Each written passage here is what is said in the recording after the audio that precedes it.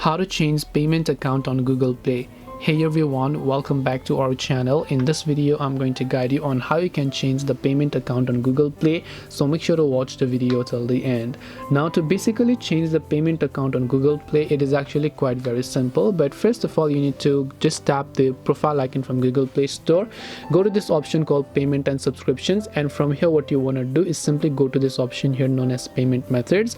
So you want to make sure to tap on payment methods. So here you can see I have added a certain card in this case. So if I want to remove this card and then add another one, what I can do is I can add another payment method and then remove this one, because as long as you have an active subscription. So now in my case I have an active YouTube Premium subscription, so I can't remove this card until and unless I add another card. But if you don't have any subscriptions, you can completely remove the existing card as well by simply going to more payment settings here, and then you should be able to just log in over here. You should be able to see the payment accounts that you might have, and once you just come here you should be able to see all those settings where you can just tap the remove option, and then you can just try to go ahead and then add it. So when you try to remove, it says me add a credit or debit card, so I can choose to add another payment method here.